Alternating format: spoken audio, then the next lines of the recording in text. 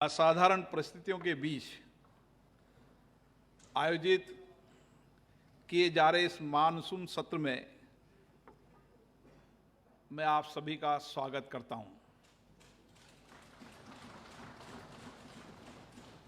संसद के इतिहास में संभवतः ये पहली बार है जब लोकसभा के सदस्य राज्यसभा और राज्यसभा के सदस्य लोकसभा कक्ष में बैठ रहे हैं। इतना ही नहीं, जिन दीर्घाओं से देश की जनता संसद की कार्रवाई देखती थी, वहां इस बार सदस्यों के बैठने की व्यवस्था की गई है। वैसे तो हम सदैव ये प्रयास करते हैं कि सदस्यों के बीच की दूरियां कम हों और उन्हें नज़दीक लाने के प्रयास किए जाएं, लेकिन इस बार हमें स्वयं आपस में दूरी बनाए रखने के लिए ये व्यवस्था की गई है। माननीय सदस्यगण, वर्तमान सत्र में बैठने की व्यवस्था के संबंध में आपको हुई असुविधाओं से मैं अवगत हुआ हूँ। इस संबंध में मैं इतना ही कहना चाहता हूँ कि इस बार सदन असाधारण परिस्थितियों में है। सुरक्षा के व्यापक इंतजाम भी हमने किए हैं, लेकिन उसके बावजूद भी सदन ठीक से संचालित हो, ये आप सबके सहयोग से हम प्रयास कर रहे हैं।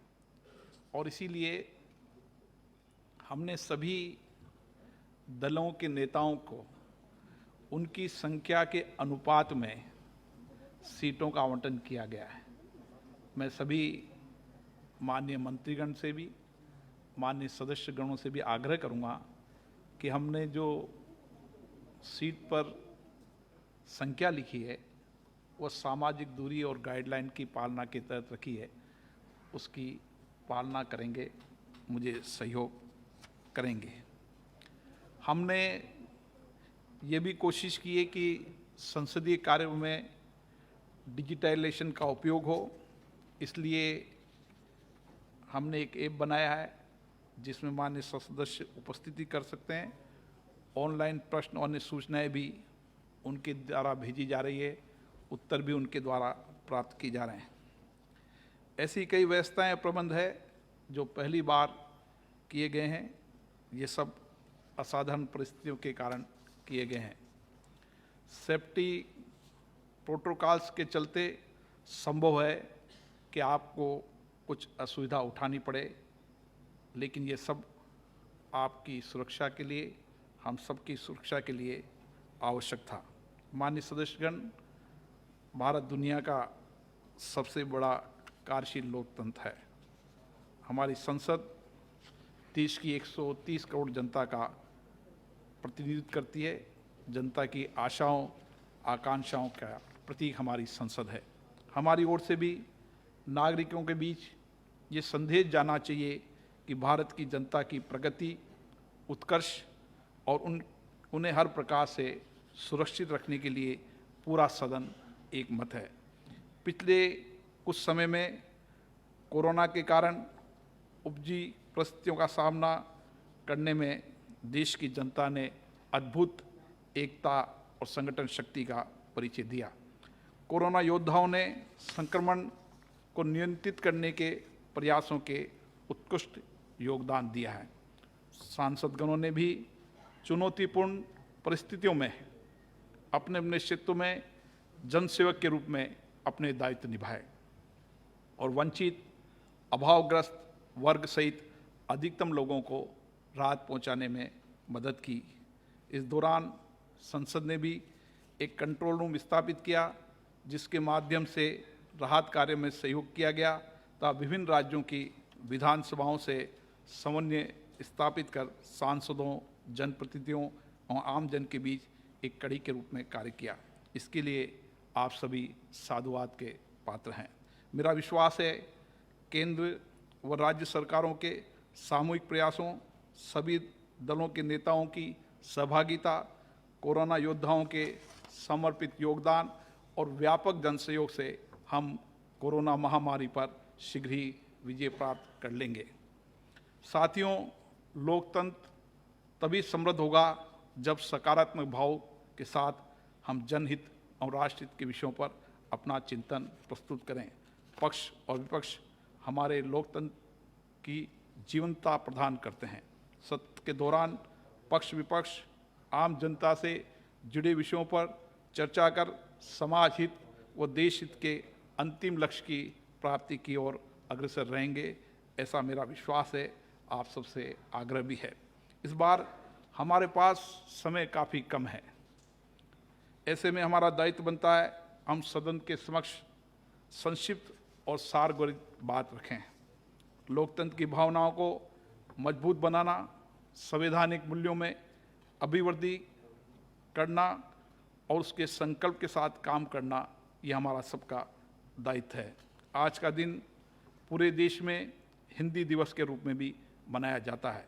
इस अवसर पर समस्त राष्ट्र को सदन की ओर से शुभकामनाएं।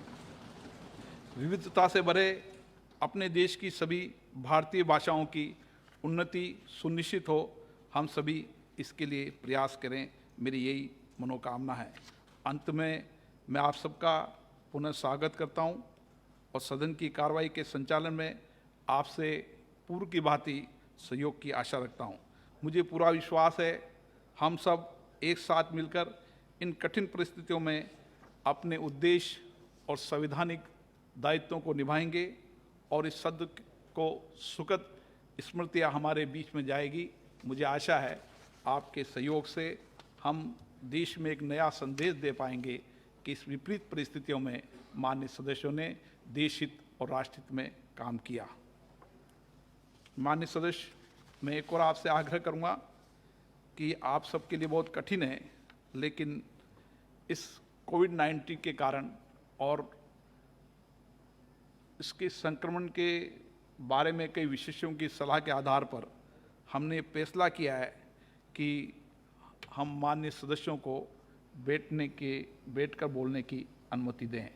मुझे याद है इसके लिए कई माननीय सदस्यों को बहुत परेशानी है, लेकिन इसके अलावा हमारे पास कोई विकल्प नहीं है। दूसरा विषय मैं आपसे पुनः आग्रह करता हूं, माननीय सदस्यगण, हमने सीटों के आवंटन के मामले के अंदर सभी दलों के नेताओं को उनकी संख्या के आधार पर सीटों का आवंटन किया गया है। सभी दल के नेता अपने अपने दल के सदस्यों को उनकी जैसी अपेक्षा हो वैसे बैठने की व्यवस्था सुनिश्चित करेंगे। किसी नाम की सीट हमने आवंटन इसलिए नहीं कर पाए क्योंकि हम चाहते हैं कि सभी मान्य सदस्यों को सही जगह पर सही स्थान पर बोलने का अवसर हो। इसके लिए मुझे माननीय सभी दल के नेता सहयोग करेंगे। माननीय सदस्यगण, जैसा आपको विदित है कि सामाजिक दूरी की अनुपालना तथा माननीय सदस्यों की सुरक्षा सुनिश्चित करने के लिए लोकसभा की कार्रवाई के दौरान लोकसभा के कुछ माननीय सदस्यों के राज्यसभा चैम्बर में बैठने की व्यवस्था की है। लोकसभा के प्रक्रिया कार्य संचालन नियमों के तहत नियम 2 के अंतर्गत मैं निर्देश देता हूं कि सत्र में लोकसभा की कार्रवाई के दौरान सभा के परिसर का तात्पर्य राज्यसभा चैम्बर, लॉबी तथा इसकी दीर्घाओं से भी है। इस सत्र के दौरान राज्यसभा की कार्रवाई के समय राज्यसभा के कुछ सदस्य लोकसभा चैम्बर में बैठेंगे। इस संदर्भ में मैं आपका ध्यान प्रक्रिया के नियम 384 की ओर आकृष्ट करना चाहता हूं, जो ये प्रावधान करता है कि सभा के भवन का उपयोग सभा की बैठकों के अतिरिक्त किसी अन्य प्रयोग के लिए नहीं किया जाएगा। तो मेरा सुझाव है कि नियम 384 को शिथिल कर दिया जाए ताकि राज्यसभा की कार्रवाई के दौरान राज्यसभा के कुछ सदस्य लोकसभा चैम्बर में बैठ सकें। मेरी समझ में ये भी अपने आप में इतिहास होगा कि कई माननीय राज्यसभा के सदस्य इस बार लोकसभा के चैम्बर में जो कभी सपना देखा करते थे यहाँ बैठकर, उनको बोलने का मौका मिलेगा। मुझे लगता है कि आप मेरे इस प्रस्ताव से सहमत होंगे।